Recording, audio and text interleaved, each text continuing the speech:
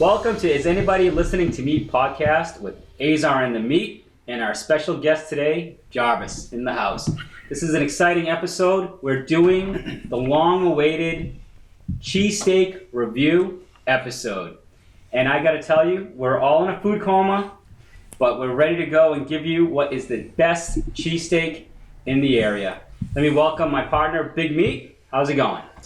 I'm doing well. So as we talked from way back on the first podcast, this was the topic that everybody was excited about, and it's my favorite topic of all time. I think this is going to be my favorite podcast for sure. More than fantasy? I will say it's a tie between cheesesteaks and fantasy football. My two favorite things on earth. All right, if you had to choose one for the rest of your life, fantasy or cheesesteaks, what can you live without? That's a tough one. I might have to live without fantasy football. Wow. Yeah. Wow. Yeah. Your belly does come first. And based on your scoring of these cheesesteaks, I just had a lot of cheesesteak in my belly, and I'm feeling fat and happy right now, Azar. So there's no bad cheesesteaks in this belly. The most generous score I've ever seen in my life. I'm not a tough critic. I love my cheesesteaks. What do you want me to say? I enjoy the food. I don't just eat it. I love it. I love it. All right. Well, let's welcome our partner, Jarvis, who's crying right now from laughing already. I'll be with you guys shortly. I gotta say, Jarvis, when he eats, is a lightweight. He can drink like a 30-pack, but you give him 8 cheesesteaks in front of him, he's going down quick. That is true. We had 8 cheesesteaks. Or 8. I think it was 10. No, it was 8. It was 8. One was a wrap. It was split up. Yeah, that's right. So yeah, technically 7.5. One was a Hot Pocket. And nothing.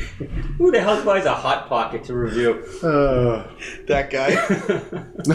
I did not pick it up. I did not get. That wasn't my. Well, it was one of my choices. But they don't. Well, we'll get into it. We'll get into it. All right. There's a lot to cover. Yes. There's a lot to cover on this episode. But Big Meat brought a beer for us to sample to start off our first of our alcohol reviews. So we're gonna have a double segment on food review here. But let's talk about Victory Golden Monkey Belgian-style triple ale beer that Big Meat decided was the perfect complement to 8 cheesesteaks today. Yes. It was not. It is. It's What delicious. doesn't go with cheesesteak? All right, Big Meat, why don't you tell us why you selected this unique brand of beer? My only reason why I selected this is because I looked and I saw the name of the beer, and I liked the name, Golden Monkey. I just thought, hey, that's a perfect name for a beer. Golden banana, golden monkey. Exactly. There's a theme going on here. But I did see it. I lifted it up and I saw that, of course, as you know, I love my alcohol. So it's 9.5% alcohol volume. All right. Which is great. And it does say on here, Belgian-style triple ale with added spice, and a little tagline that says, mystical flavors to enlighten you. So I was fully expecting to get trippy after drinking this beer. But now he's trippy from the cheesesteaks. Huh? Yeah, that's probably, yeah, from my cheesesteak coma. But it's actually pretty good. It's pretty good. good. It's got a good spice to it. It's got some banana flavor in it, orange flavor in it. Which is very rare to find. You don't find banana beers. And like I was mentioning earlier when we were trying it, the only time I've ever seen a banana-flavored beer was when I was traveling through an airport in Philly, I believe, and they had Yingling. It was on tap at this one of the restaurant bars, and they had it available. So there we go. It's very rare to find, but let's review it with the standards that Jarvis asked us to implement when we talk about booze. How's the flavor? Jarvis, why don't you tell us what you think? So it actually had really, really strong flavor. It was good. I would give it a high 3-4 for flavor on a scale of 1 to 5. Such a tough critic. Oh, it can't be a 5. It can't be a 5. It's not the best beer I've ever had. But having said that, the flavor was unique. It was full, and it didn't overpower. Like, you didn't drink it and just have like a real tart flavor or a real sour or a real like burnt flavor. It was a good balance. It wasn't fruity. Not fruity like you would think, but it also like when you drink like a Belgian style or like an Allagash, it kind of has this really weird aftertaste. It didn't have that. It just was intense, a lot of flavor. So based on that drinkability, I could probably only take down 1 or 2 of these they're more of like a sipping beer. I had to switch to a Bud Light to cleanse my palate and just, not try to muscle After down the a Bud couple Light more of seltzer before those. that. The Bud Light seltzer was pure research based. I needed to know. Yeah. So I think overall I would give it out of a total 15, I would give it like a 9 or 10. I would give it a 9 or 10 overall. All right. I agree with that. I don't, especially when we were talking about the sustainability. Is this something you want to drink all night? I agree. It's kind of heavy, kind of a lot of flavor. It might get old pretty quick. It's just like if it wasn't a variety pack, this is good for a couple, and then switch to a different flavor. But overall, it's not a bad beer that we're sharing amongst us. It's kind of a weird thing when you call it the Golden Monkey. I don't know if I want to be telling guys, hey, I brought a 6-pack of Golden Monkeys. Let's go to town. But it's unique. It's got some unique flavors. Just let loose, Azar. But I actually, let loose. what I said earlier is, it is strong in alcohol, so these guys are probably never leaving my house. But 2 is that because of its heavy spices, it reminds me more of like something you would have over the winter beers, like a winter lager that's heavily seasoned and things like that. I don't know, like if you drink your beers based on seasons, like you'd like to go lighter beers in the spring and summer and heavy beers in the winter. This is probably a good winter beer. I don't know if it's a good hanging out as a cookout summer beer. I would, Just based on the flavor. No way. I would agree with that. Yeah, and I guess it's a Victory, right? That's the name of the beer. I'm assuming is Victory, and Golden Monkey is just one of their many flavors. I've never seen it before, so. No, me neither. Does it say actually where it's from? Where's it brewed? Pennsylvania. Oh, it's a Pennsylvania beer. Yeah. Oh, okay. Well, I've never seen it in this area, so it's probably making its way north, like a lot of different alcohols. We kind of seem to be slow to. Yeah, the Victory Brewing Company. Okay. Yep. Yeah, there you go, guys. If where did you find it? Right at the State Line Liquors. Stay on. Yeah, right on the state line there. All right. Which state line? Can you clarify for our nationwide listeners? Massachusetts. Well, now that we are on iTunes, that you can subscribe through Apple. That is true. Could be nationwide. So why not? That's true. Wow, you just made a big announcement there, Azar. I did. We are officially on iTunes. That's right. Yeah, so please subscribe. We're making it big time. We are officially going. This is why we did the cheesesteak episode. People were wondering why we're holding off. Because we were waiting to get on iTunes so we can get on more it's easier for people to download us and be able to enjoy us. And so far the feedback has been really positive now that we've been on iTunes. But all right, let's jump into it. This is what everybody's been waiting for. This is why people are still listening. They want to know what is the best cheesesteak in the area. And we didn't limit it to the Merrimack Valley. So our contestants came from all the way from Acton, Middle Earth, Andover. That's for those who don't know. Jarvis lives out in the middle of nowhere and has to trek his way here on dog sleds. We had them in Lowell, Salem, Hudson, New Hampshire. So we gave a broad sample, and we did include. It's not a traditional sub shop. We did include Market Basket. Mm-hmm. They're everywhere, and they do have their subs now. And a lot of the feedback when we asked recommendations on cheesesteaks, people all recommended the Market Basket sub. So we did sample it and taste it, which of course a lot of us have eaten it before already, but we gave it a fair examination. Let me set this table for you guys. We actually had this organized. We did a scoring system. The 3 categories that we went off were taste, visual, and value. And basically, if you don't understand what visual is when you open up that wrapper and you look at your cheesesteak. We broke it down to 2 things. Like, how does it look from meat to bun ratio? Is the bread filled with cheesesteak meat? And then the meat to cheese. Is there a lot of cheese in the cheesesteak? Is it blended in properly? Or is it just dry up top and just layered on the bottom? So you really don't get a good flavor mix of this cheesesteak. So that's the 3 categories that we did. We did look at cost, size, bread freshness, and flavor. So that's how the scoring was done. And folks, we do have a winner. And we do have some really bad cheesesteaks that we came across. We sampled all of them. So Big Meat, why don't you start with what you felt? Should we start with the? Let's go bottom up. Best taste? No, bottom up. The worst. Let's get the worst out of the way. Which is build it up consensus. Okay, let's go worst. Which can I preface? It's a shame that this is the worst because for many of us that went to UMass Lowell, this place was like the epicenter of late night or midday just food go-to. Like this place, when it changed ownership in like 2002, and it was the staple for every UMass Lowell student. And it's a damn shame That's I because digress. we were young, drunk, and stupid. No, that was G&G's. Yeah. We didn't even deal with that, right? This was like the Not quality, Fios? not Fios. In fairness to them, okay, let's just kind of preface it. If you're having a cheesesteak, this is ranked against its competitors. Right. Not that it's a bad cheesesteak. If you go and get it, it's not like you can't eat it and we're giving this place a bad recommendation. We're just saying compared to the others, this is basically, we didn't tell anybody we're doing this. We just said, hey, give me your cheesesteak. We gave them an opportunity to make it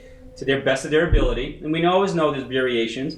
But just to be fair to them, at this time when we bought them, they just did not live up to the standard that we set for the other ones. So yeah, we're just trying be to fair, we're trying to make a solid comparison. we don't want anybody going out of business because of this Yes, recommendation. yes. This isn't. We're not slandering anybody. You know, this is Although that strictly may just our happen opinion. because we are so influential. Yeah. And you know what? Honestly, even the worst cheesesteak that we had today, I love cheesesteaks. I'd still order it. I'd still eat give it. them a 10 out, like a perfect 30 score out of 30, right? Everybody got a 30 on it. We do have to talk a little bit. So we had 8 places that we selected. Yes. And of the 3 categories, plus there's really a total of 6, you could say, subcategories, 2 under each. We gave it a score of 1 to 5, 5 being the best.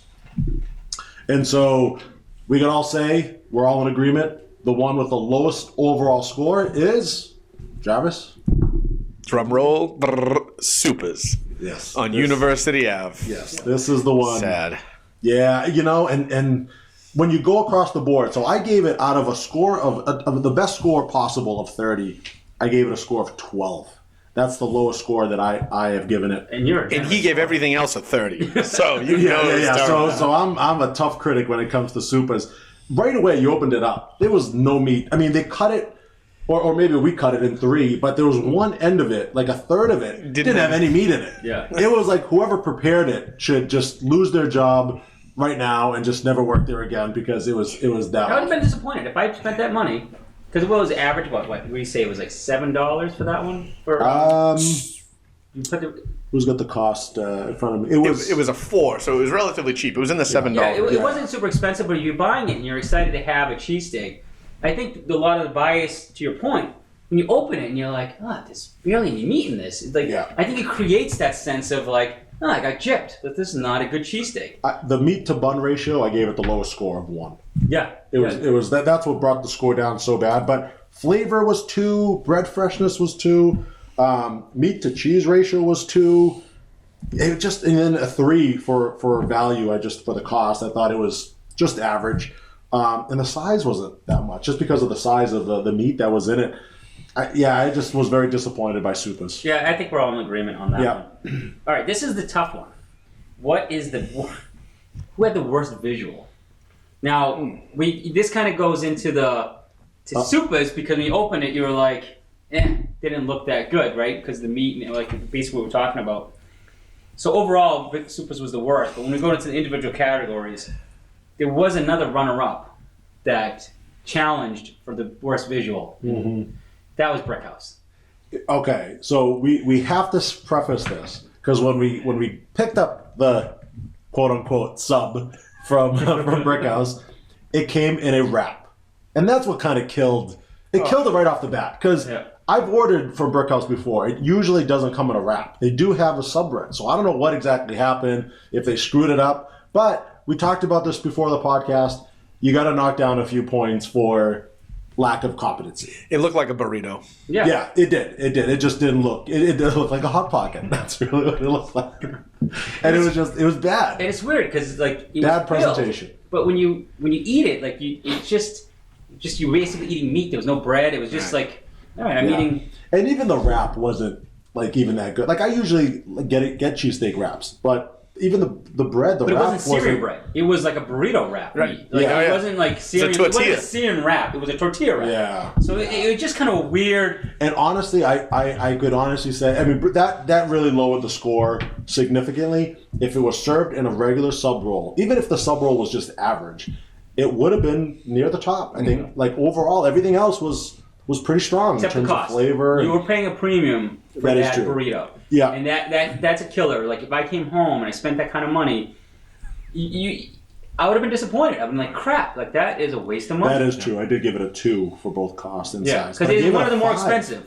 I gave it a 5 for flavor. I thought the flavor of the meat was off the charts. Yeah. So again, like we were saying, our recommendation overall compared to its peers, but if you can get it in a sub roll, Brickhouse Probably would have won. you probably would have won this thing because it had such great flavor. It was one of the best flavored cheesesteaks. So those people at Brickhouse, If you're listening, you effed up. Yeah, you cost yourself. you better check yourself on the daytime shift. All right, so now it goes to value.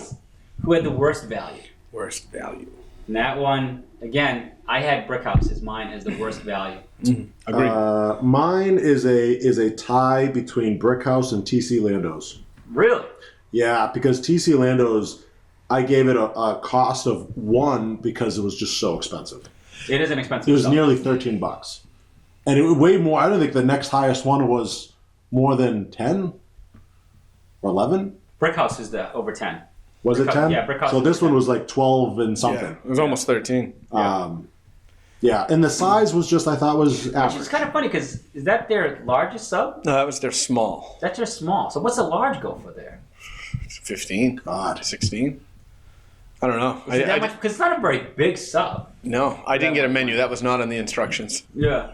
That's interesting. Yeah. But, So- but what you pay for, they definitely are a good sub when it comes to flavor, bread freshness, meat to bun ratio. It is a good sub. It's just when it comes to value, it is probably the most expensive sub you're going to buy. Mm-hmm. But at least you're going to enjoy it. I don't think it's a sub that you're going to go home and say this was a waste of money. I think it's a good cheesesteak. Sure. Yeah, I thought that was the one that I think just all across the board I gave it average reviews. See, I said Brickhouse just based on if I'm going to pay over $10, I'm going to get a burrito.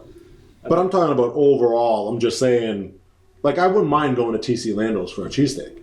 Like, Brickhouse had a 5 flavor, but it was just below average on everything else. Yeah. You know what I mean? Whereas TC Lando's was pretty consistent across. It was a 3 flavor, 3 bread freshness, 4 meat to bun ratio, 2 meat to cheese ratio. Yeah, but those are your weird ratings. You were like really high or really low. Yeah. Well, you know what? I like to call it accurate. Not weird. I More disagree. accurate. I think I'd actually, for the money and all the flavor, yeah, it's a little bit more expensive, but it's a good size sub. It wasn't cheap. It wasn't for a small. It wasn't like a tiny sub. It was a good size sub, and I felt like with all the flavor you were getting, it's not the best value, but. But also TC Lando's was I made a couple notes here. I remember it was very chewy and very fatty when I was eating it. Not terrible, but it was compared to the other ones. I've had it when I've tried before. It was a little bit chewy, And it wasn't mixed well. It wasn't. No, it wasn't Didn't mixed have well. the cheese and the Yeah. meat. So like all that stuff has to be factored into it. I wish we It's knew. not number one. I wish we knew what the actual quantity of meat of your hot pocket from somebody's place was, because it looked like a sandwich, like a not even like a calzone. Like it looked like a little sandwich when it was all wrapped up, like a little roast beef sandwich from Jilly's or something. Because it came like in a little, almost like a square. Right. But so size, I look at the bread of a sub roll and I can measure the size of one to the next. I couldn't get a good measure on your hot It pocket. was a little hard. But if you look at the overall bread total, I mean, it still has just as much bread as some of the other ones. It's deceiving. So then, if that's the case, then my next lowest after the Brickhouse and Lando's debate would have been Vic's. I was really disappointed with Vic's. Really? On what? Really, on the size. Oh wow! I gave it a 4. No, thought the it was size was pretty small. standard. It was smaller than. But it's a small sub. But it was smaller than the smalls of Barron's. It was smaller than the small of Supa's. No. Smaller than the small of Cahill's and Barron's. Lando's. No, Barron's. Cheesesteak coma kicking in. Buddy. No. No. I Barron's- have the notes. I took it right here. I took the Vic's. notes too. Barron's was a. It had a good cheese ratio, and it was the fattiest quality, and it was the lowest of the meat to bun ratio.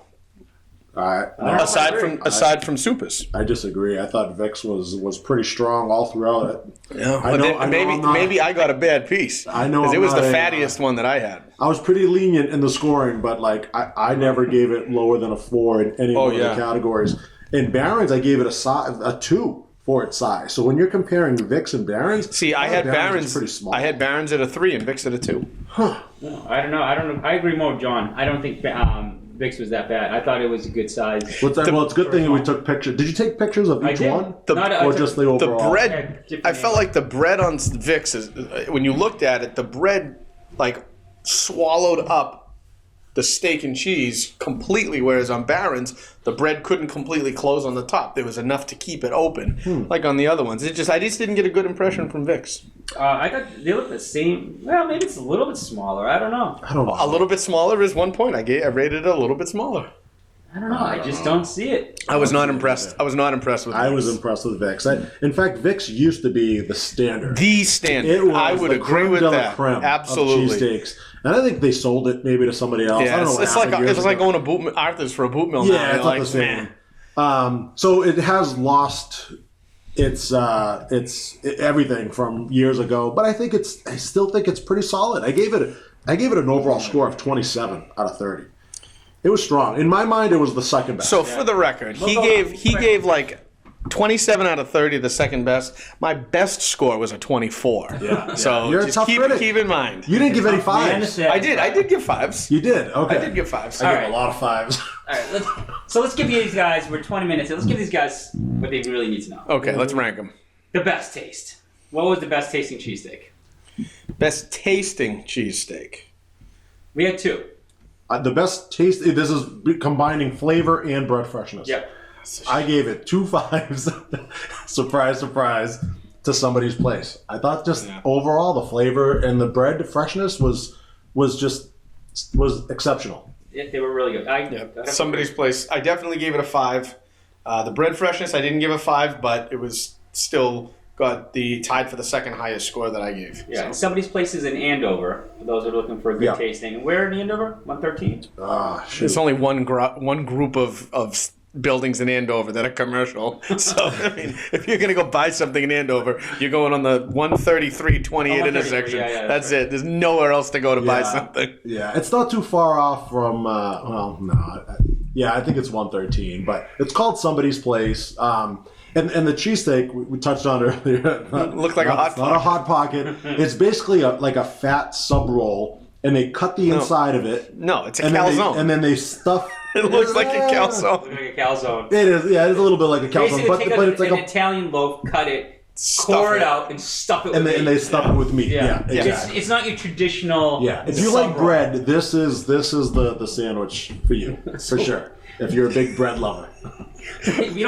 You're not going there for the cheesesteak. You're going there for a piece of bread. Forget about going to the bakery and buying a loaf. If you are into bread, this is for you. Scoop out the steak and cheese. Because I gave it a flavor of 5. I think it's delicious, but it's very loaded. It's very thick with bread. Yeah. That's all it is. And then going back, Brick House probably would have had the best taste. Yep. It wasn't in the burrito roll, but the meat, it was probably out of all of them was the best. The quality that they shared was that it tasted more like grilled steak than it did hamburg meat. And for me, that was the other thing.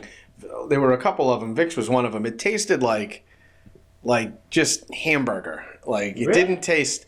It didn't have that char grilled steak flavor that we got off of not Lando's, that Brick House in Somebody's Place. Like you could taste the grill. Yeah. You know, it had that like. Market Basket had a little bit. Market Basket had a little bit, but those two, I felt like I was eating shaved like prime steak. Yeah. Not. Because they grilled it. They let it grill and they let it cook and then they scraped it. It had some salt and pepper to it. The cheese too. The other thing was it wasn't just gross slices of American cheese.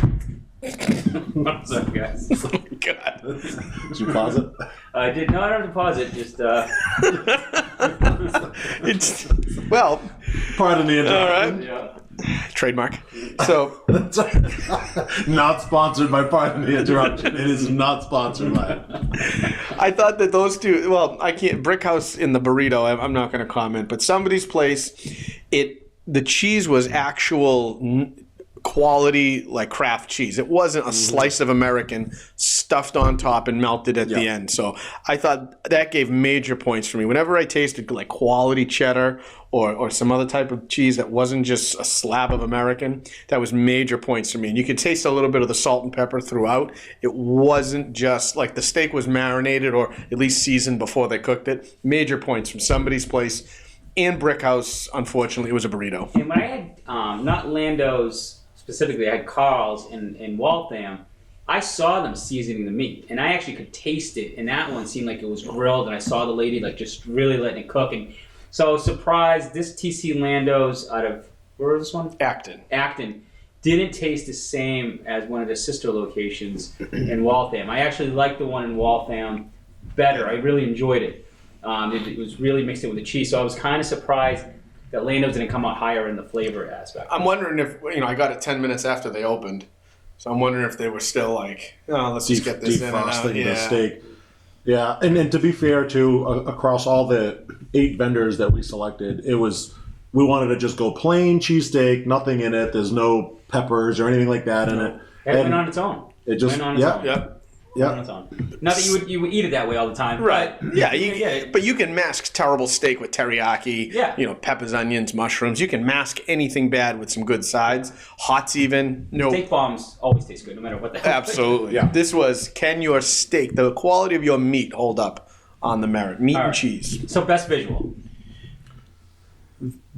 Visual. So I have a tie between Market Basket and Vic's. See? I gave them each a 4 for meat to bun ratio and a 5 for meat to cheese ratio. Because when you look at the cheese melted all throughout, it was just kind of the perfect amount of cheese mixed in with the meat and the bun. See, I disagree. I have the picture right in front of me. TC Okay. Lando's Yep. and Cahill's Correct. were bursting with like. It was Shake. coming up and over the top of the Yeah. bread. You can Yeah. see. Really? TC Yes. Lando's, you thought? Yes. I gave it a 2. Wow, you're standing. He wasn't even looking. Were you looking or you just drooling? He was. This was it, right? The one on the right here. This is TC Lando's. That's Cahill's. Which one's TC Lando's? Go scroll your thumb. There you go, and that's TC. This Lando's. one? Yeah, look at the rest of them. Yeah. If you look at all 8 of them lined up. Oh, I gave it a 4 for meat to bun ratio. There's a lot of meat there, but I don't remember there being a lot of cheese to it. The cheese the was cheese- loaded on the bottom. Yeah, it was loaded on the bottom. So there you go. I gave that a 2. Yeah, but I'm talking about overall visual. When you opened it, Right, but so the difference was if you looked at Barron's or Vic's or whatever, you were just looking down at bread. yeah, You weren't looking at any the meat. sub wasn't like open with meat in it. Right. Like, Those two did. Market Basket came a little bit closer, but Cahill's, when they fill it and the way they wrap it, Yeah, you it open was- up that thing. Cahill's and Lando's had 8s for me for that. And Oh, yeah. You got- Market Basket was a 7. Somebody's Place was a 7, but that was because it was cut like way it's cut. diorama Yeah. style. Yeah. You could look into the side of it. Yeah, no, Cahill. Well, I think it's because I was looking at more of not so much the visual, but just the meat to bun and the meat to cheese ratio. Can I chime in with the categories named visual? You weren't looking at what? I would. How many victories, Golden Monkeys, did you have before we started eating? Yeah, but it's more of like, I don't know. I was thinking. For the category of visual, you weren't looking at the visual. I did, but I was looking more at like the meat to bun ratio. That's not Which is a category because under visual. Visually, then if you want to look at visually overall, I'd still say which one's this one right here on the right? Lando's. This one. Cahill's. I'd say look how loaded that is. We agreed. We You agreed. didn't. Cahill and Lando's are the 2 top. You are talking about nothing relevant. Kale, I gave it a 5 meat to bun ratio, but when you look at the cheese, there's like no cheese to be found in any of it. Well, I gave it a 2. I think when you open it up visually, I would be more excited to see a TC Lando sub or Cahill sub. Based on when we open up all 8, those 2 look the best. Maybe it's because I'm a big cheese fan. I'm looking for cheese. But I altered my meat to cheese ratio scores once we cut the sandwiches open. And you could see where maybe the that's cheese probably where I have to distribution go was. back and adjust some of my scores. But All right. Yeah. Well, again, when you open up the wrap, I think you can go with Jarvis and I right here. Lando's and Cahill's and Hudson, you open it up, you look like you're getting your value. You're getting a solid cheesesteak for what you're paying for. Now, Cahill, when it comes to cost compared to Lando's, is much cheaper, but we're talking at least $2-3 cheaper than Lando's. But you're gonna get that exciting feeling. I got my money's worth out of that. but honestly though, I think with the visual, there's so many different ways to it because we even talked about while we were eating it, how the steak was like cooked and it was like a darker tone to it, as other ones almost looked like it was real meat. And so for me, I look at that and I'm like, well, I gotta factor that in as well. And that has nothing to do with meat to bun or meat to cheese all ratio. right, but let's go back to, again, this is just a category. If we move to best overall, to your point, Yeah. that cheese mix saying that when what was the best overall cheesesteak is going to shock everybody that's listening to this. Yeah, and we're all in agreement with that one. Yeah, it's a shocker. Yes. Begrudgingly. I wouldn't even say it's a shocker. I think it was the favorite. In my opinion, it was the favorite coming in. I was just surprised by the other ones that didn't make a case for it. Like I thought maybe one of us would be like, "Oh, no, this one's I'm better." disappointed though because it's like saying it's like the Walmart of cheesesteaks. It's just it dominates. So you have at its disposal all the bread you could ask for, all the meat you could ask for. They have the advantage. You're right. So can we announce who it is? All right. Who's the number one? Yeah, go ahead. Drum roll. The number one, and Mr. Roper would be very happy to hear this. Market Basket. Yeah. Market Basket was the number one overall. And anticlimactic, I feel. Very anticlimactic. But it's not a sub shop, but people have talked about it for a long time. We've talked about it on our podcast before, and we had to include it because, you could go in there, you could order a cheesesteak sub, and it's prepared very, very much the same way like any sub shop is. And Market Basket, that's the common crowd. And just laughing. Now, out of a score of 30, I gave it a possible 30. I gave it 28, and because of it, it's the cost and the size. It's a good size, and the cost was, I think, the cheapest out of all the subs we tried. $5.99. You cannot go wrong. Size. Under $6. That is unbelievable. And the flavor, I gave it a 5. The bread freshness, I gave it a 4. Knocked it down 1. And the meat to bun ratio was a 4. You're very generous. But meat to cheese was a 5. It was melted all throughout. It was very good. It was solid. It was solid all throughout from all the categories that we listed out. And it was bigger than any of the other subs. Like it looked like the old traditional Vic sub compared to other ones. Like it just was that much bigger.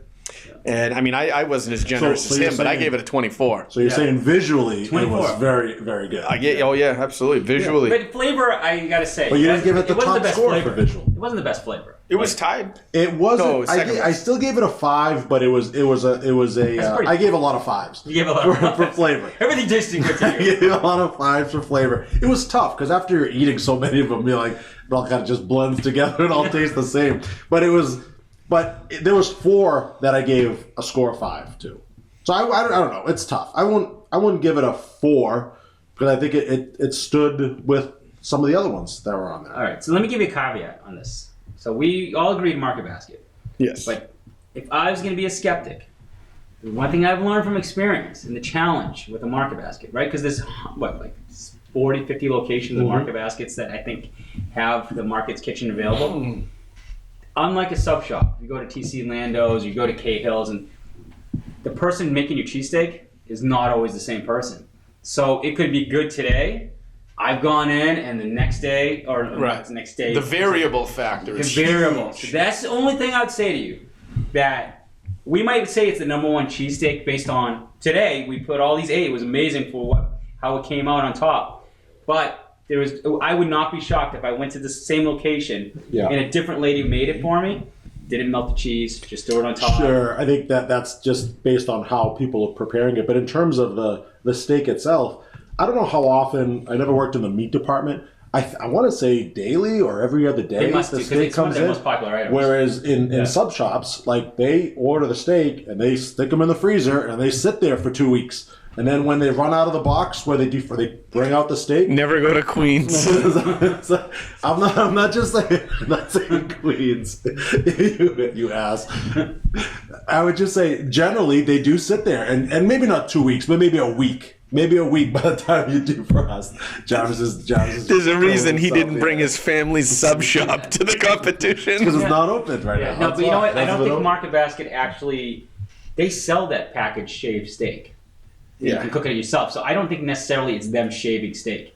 Because for things that I have done for festivals, they don't shave meat. You actually... It's pre-made. So but it's from the meat department, though. So it comes in frozen like that. Mm-hmm. To your point, you're saying that it's previously frozen. Yeah, but I don't think it's like I would say it's still frozen, but I think it's just more fresh. It hasn't been sitting around. You got these distributors that the meat stays in the warehouse for God how many days, and then they deliver it to all the pizza shops, and then they stick it in their freezer, and then that sits there for days. Yeah, but I don't know how Market Basket works in terms of how fresh it is or how often they actually bring it in. It And depends on how good and how popular the cheesesteaks are for that place. Like if you go to Brick House, they might not be known for their cheesesteaks, right? Like not everybody's going there. That's what they're going there for. You go to Lando's, right? When I was at Carl's in Waltham, they had everybody was ordering a cheesesteak. Mm-hmm. So to me, and I saw the lady take out this huge bag of shaved meat, throw it on the grill. They're just basically cooking shaved because they know there's that much volume. Like so, Sure. I would argue it really depends on like a Lando's or a Cahill that just people are constantly going in there for cheesesteak. Yeah. Their meat must be much fresher than maybe a place that doesn't really specialize. No, I agree. Like No, it's on the that's true. menu, That's but true. it's not something that. But that's where I think like with Market Basket, they're constantly going through that. I mean, I've ordered cheesesteaks from there before where they didn't have any steak in the back, and they would send somebody to run over to the meat department, coming back with the prepackaged. Their like, ingredients steak. are fresh because they're right there. Yeah, yeah. So they have a little bit of an advantage throughout this. We understand, but it's all based on the best overall cheesesteak. So. If you can hit up Market Basket and use their kitchen and what's it what do they call it? Market's Kitchen. Market's Kitchen. Yeah. That's where you should go get your cheesesteak. But all these places, if you love cheesesteak, they're all good. They're all good. I would just set your expectation with Supas. Just I don't know. I might think twice now if I go to Supas if I'm in the mood for a cheesesteak. And it's funny because I've actually had a sub from another location that's called Supas.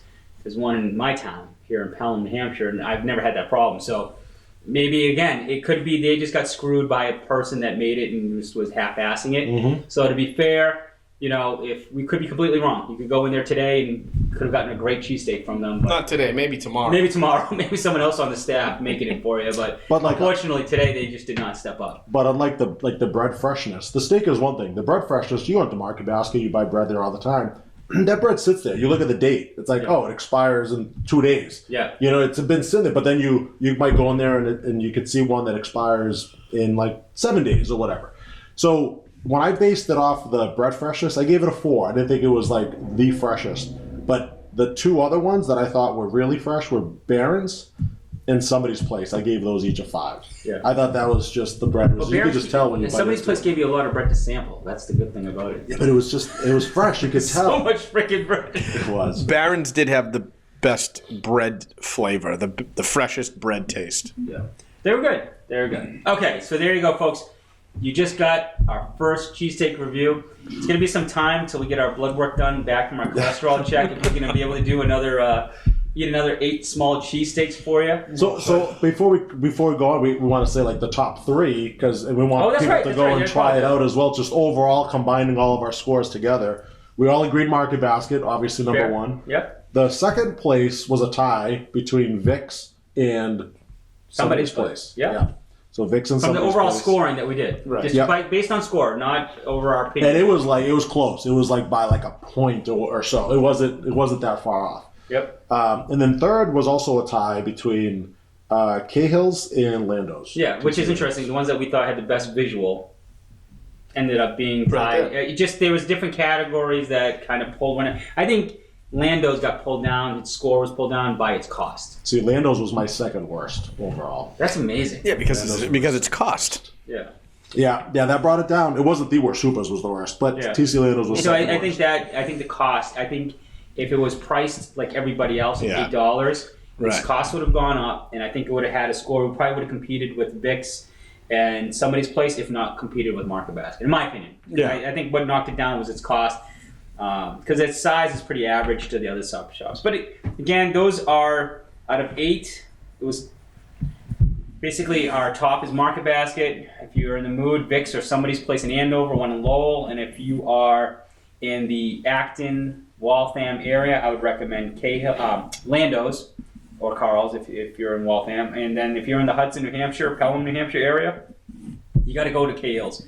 Some of these places are little holes in the walls, and they produce some great cheesesteaks. So, all right. And it said if you truly want to know what the best cheesesteaks are, Market Basket and Vic's. That's all you need to know. That's it. Those 2. Yeah. Jarvis just showed me a list of his. He puts Vic's at number 7 out of the 8. But see, that's opinion. But That's when we very- did, yeah, but when yeah, we did our overall score, Yep, the average yep. score, Vix came out in number 2. Because he gave everybody 5s.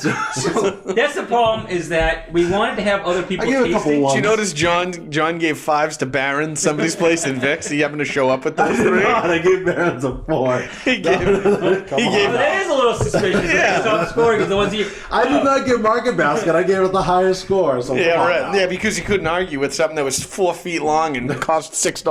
Oh, man. All right.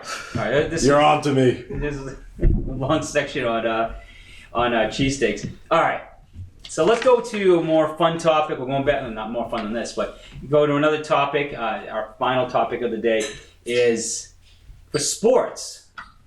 Football season hasn't ended.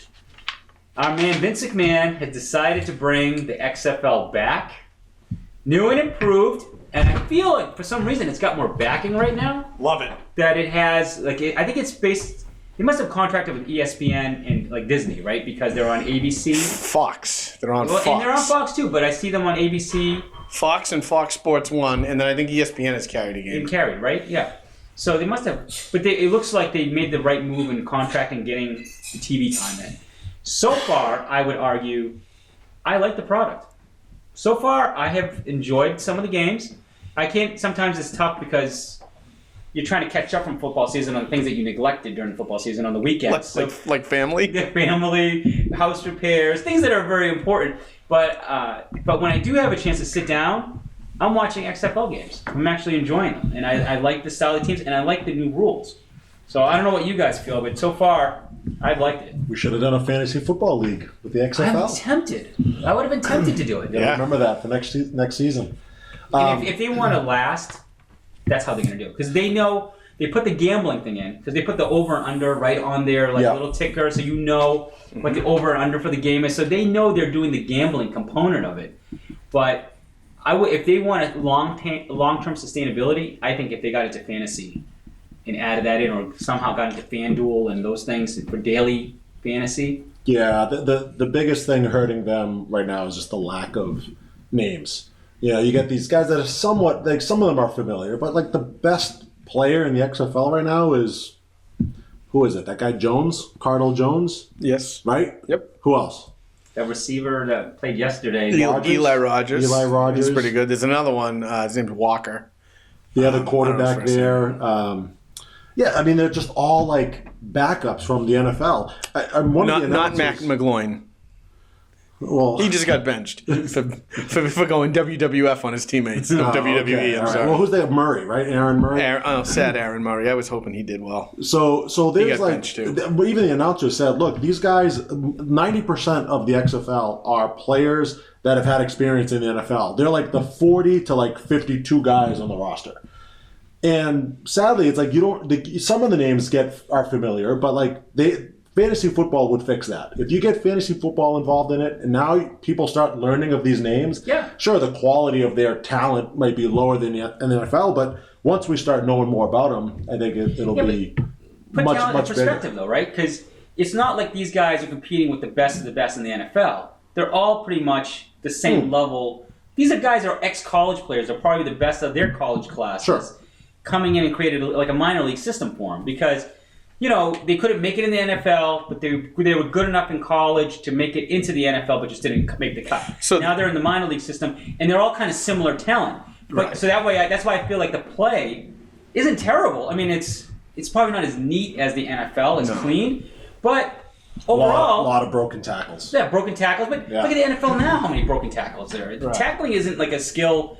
It seems like no one wants to make contact anymore. In the NFL. Like, I feel like the NFL has gotten a little lazy with the tackling, so you can't sit there and say, Well, they've penalized it to the point where people are afraid to go for big hits. yeah. So now they just try the arm tackles or the shoulder, Yeah, shoulder tackles. Exactly. So I think if you're looking for something during this dead time of the season between, the NFL draft and something, I don't know why you wouldn't sit down and just watch a football game. But I think the biggest draw for the XFL is the real time interaction with the players. Yeah. And so aside from like the kickoff rule, which is whatever, the replay and the real time interviews are the two big takeaways that, like, when I watch the XFL game, you get to hear so they only have a 24-second play clock, but the coaches can talk to every single player. And if a wide receiver is out of position, it compensates for the wide receiver. The reason they got cut from the NFL team is because they couldn't get in the right position. Yeah. So let's take that away and tell them where to go in real time, call the play, and it creates much tighter cohesion offensively and defensively, so we don't see such a sloppy product like we did 20 years ago with the XFL. But you also get to kind of hear how they're calling plays, what terminology they're using, and for wannabe coaches like this guy over here, he just in his glory, he's like, "Oh, I'm going to call this zebra next time. This is great." So, but I like that you get to hear that, and especially when like a quarterback throws a stupid pick, they walk off the field and have to give an interview on the spot. Like, "What did you see that made you do that?" And he's like, "So I didn't see the defender. I saw my guy open." Yeah. Well, I want them to just throw their receivers under the bus every time. Like, they're on the wrong route. he said, "Yeah, he was supposed to dig and he didn't, and I threw it, and safety was standing right there." He's zagged instead of zigged. It's the most defeated interview, and they can't get away from it. It's not like they've well, I'm just glad my team won, right? It's about the team. No, your team hasn't won yet. You need to atone for this. Yeah. It really is hysterical. So I like that. And in conjunction with that, I like that they but they mic up the replay guy. So they go right to the booth. And the replay guy is like, "Yeah, I think I'm looking at it from this way. I see it. Yeah, definitely. Confirm. And the ref is like, "Okay." And off you go. It makes such a smoother transition from play to play, and even like play through a questionable call back to play. The NFL just drags their feet because it's just brutal. Well, it fills in all the dead time. That's what it is. Like between plays of watching football, you're like, all right, this actually kind of fills in the time. I'm engaged more than I am to watch, some 5-3-40 tight end try to run a go route and just plod up the field. Yeah, I'd rather listen to this guy talk. So I don't. That's true. Unfortunately, and the NFL actually did apply a lot of the XFL rule changes from 20 years ago. Right. With different camera angles and whatnot. And I could see them applying some of the changes to this one. There's no way the NFL is going to agree to have like the quarterback be interviewed after he throws like an interception. Imagine going like Tom Brady after throwing an interception. Well, it's like, "Hey, what'd you see there?" Like he would be like, "Get away from me!" Like, are you serious? Imagine going to interview Bill Belichick after a play like that. It would no way it would happen. They would never agree to it. But I think the replay, most things that I've heard, everybody is kind of consistent across the board. They like the interaction with the replay. I love it. Yeah. So I think it that is something. Yeah. I think that's where I think the NFL would drag their heels on. Is that I don't think they want anybody to hear like these conversations. Because when they make a mistake, they're pretty dramatic, and it's like, well, we'll just bury that. We don't want it. If it was recorded, right? The engagement, now the name of the person was talking, right? This is like how did you come to that conclusion? And now it's all on. The NFL will not do that. No, I think. I don't think so. But doesn't it also accentuate the corruption because they won't do it? And clearly we have an example of it working and it being preferable. Yeah. And it's kind of like, NFL. Well, I mean, you get the players union. I mean, it's tough. The XFL is giving people the opportunity to just play professional football again. They could get away with it. Hey, if you want to play, you gotta follow the rules here. And the NFL's like, no, we don't need to do that. Love it. I love and for me it's the difference of watching like college basketball versus pro basketball. You could watch a college basketball game and know that in an hour and 40 minutes you're going to get out. The game's going to be over. You're going to see kids play for everything they have every game because for them they have to earn their first million or whatever by playing their heart out. These guys have nothing to protect. In the NFL and in NBL professional sports, they're making so much sick amount of money that they're playing to protect their contracts, whereas these guys are playing to earn it, and you just get a much more like passion-filled product than you do in the NFL, where it's more finesse. I got to take it easy because I don't want to hurt myself. There's much more diva. Money ruins everything. I enjoy it. Like these athletes aren't as good as the NFL athletes, but they play for the right reasons and it's just a little bit more entertaining. But I think the best thing for the NFL is this thing for it to work out because it keeps football engagement all year long. And I know they see it as a competitor, but like the other day I was watching, they had Todd Gurley was on the sideline with Melvin Gordon, rooting for one of the guys, one of the receivers. I think must have been L.A. It was the LA team. Yeah, obviously it was the LA team. And I forget what receiver was on Todd Gurley's team. I forget his name. But anyways, the point is that he was there to root him on. Robert Woods? No. Yeah. Oh yeah, Robert Woods. He's like, I don't remember his name. He was one of the best receivers in the league. No. Whatever his name was. He was cut. Yeah. But the point is that he was actually the best receiver on the field. And I'm thinking it would be great if he got another look. Like he got back in the NFL. Yeah. That would inspire more people to say, wait a minute, this is my chance to maybe get back in the NFL. Yeah. Because there's a lot of guys that have taken a step back and said, I'll never play for the XFL. I'm not interested. Right. And it's like, Well, that's because they only make $30,000. Yeah, but if you're not in the league, here's your chance to maybe it's a good farm system for the NFL to use and showcase. I mean, that's really, unless the XFL just explodes and becomes really profitable, really most of these players are in it to try to showcase their skills so they could be signed by an NFL team again. Well, why not? That makes it more interesting. These guys are really, to Jarvis's point, they're playing to showcase their skills to hopefully get drafted. So you're going to give everything you've got. Right. And if you can't make it in the XFL, you're never going to play in the NFL. Mm-hmm. So who cares? But I think it would be good for the NFL to encourage teams to give people other looks. If you see coaches like a Belichick on the sidelines watching these games, it would give the XFL more credibility. Yeah.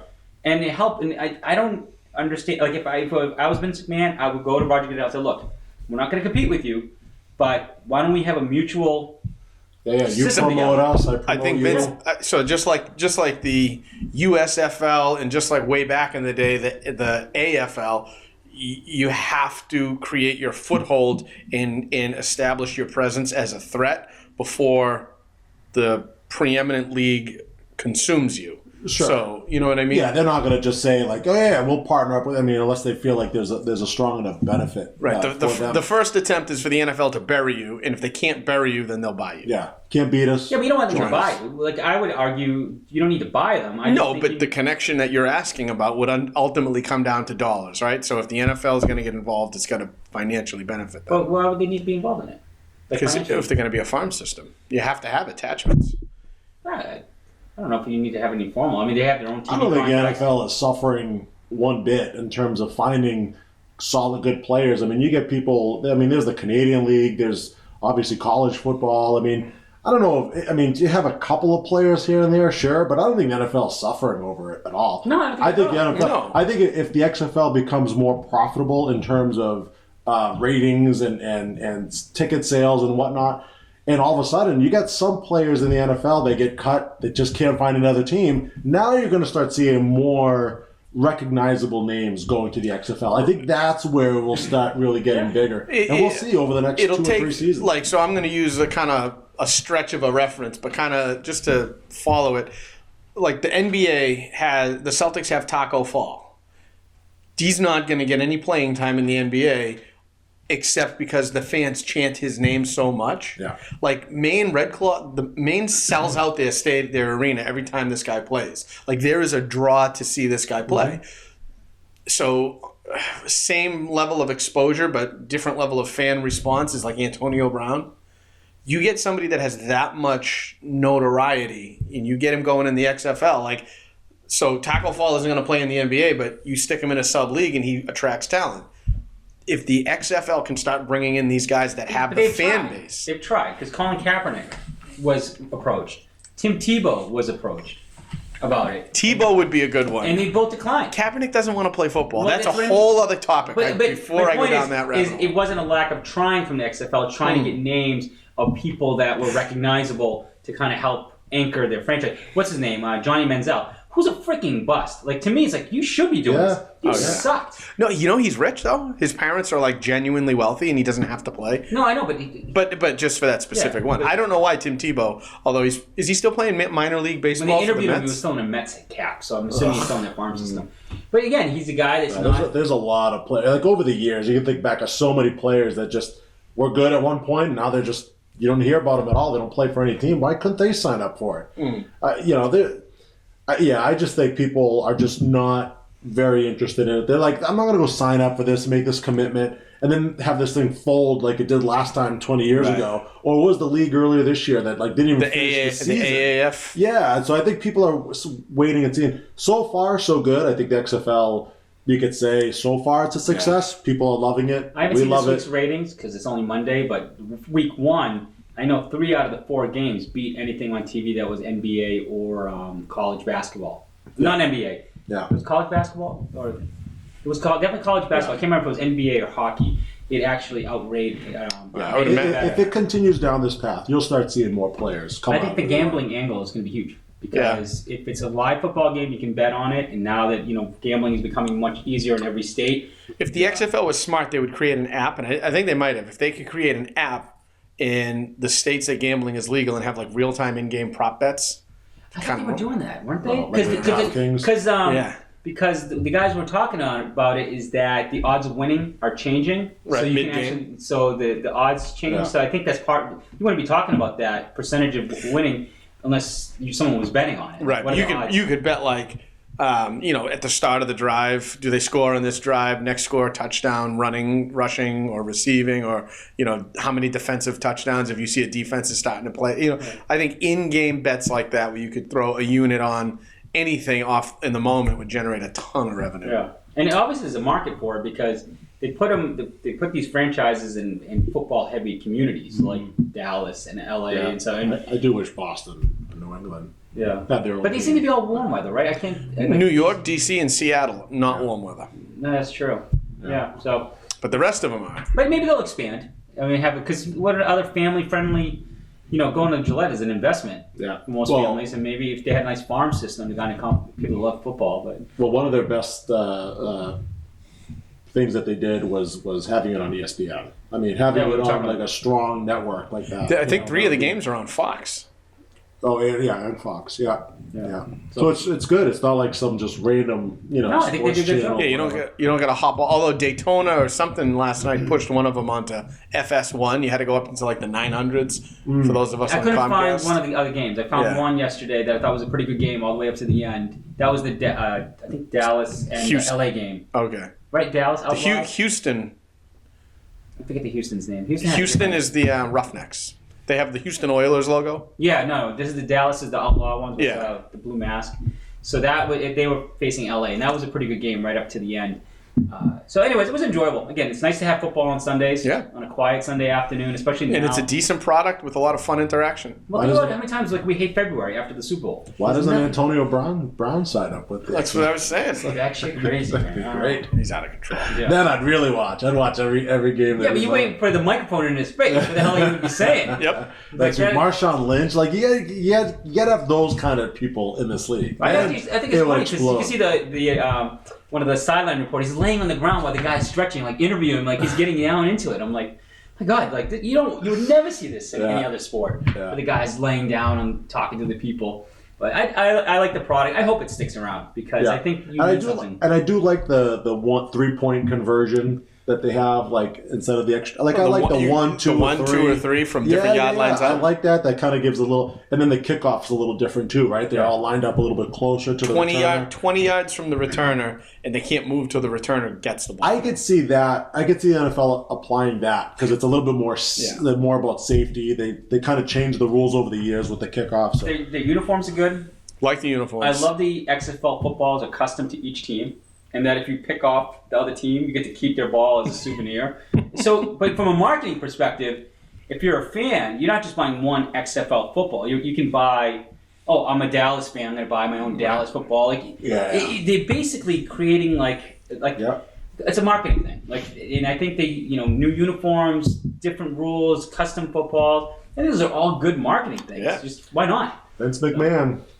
He's a machine. Yeah. But I think they need more credibility. When I saw Todd Gurley and Melvin Gordon on the sideline, I'm like, they need more of that. Yeah. They got to invite more NFL. Because if you can get there, them rooting, supporting their friends, then you know what? It might actually open up more interest. Absolutely. So that's it. All right. So I'm going to wrap it up there.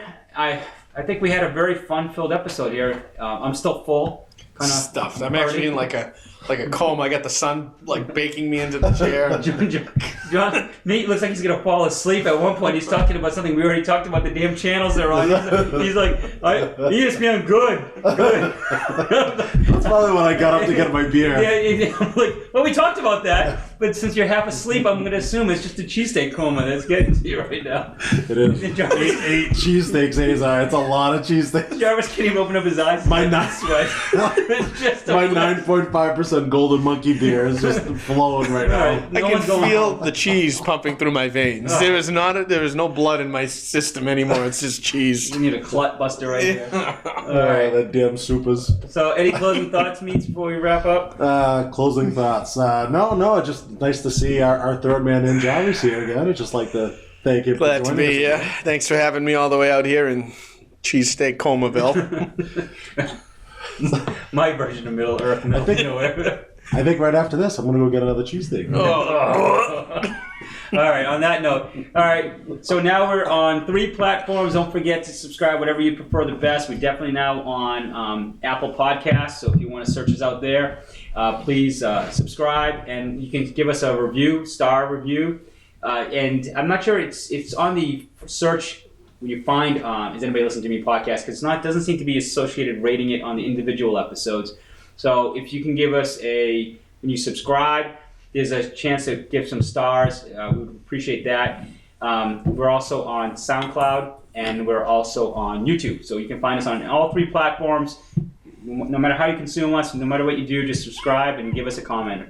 All right, have a good night. # listen up, fools. Good night. Thank you, Jarvis, for joining us.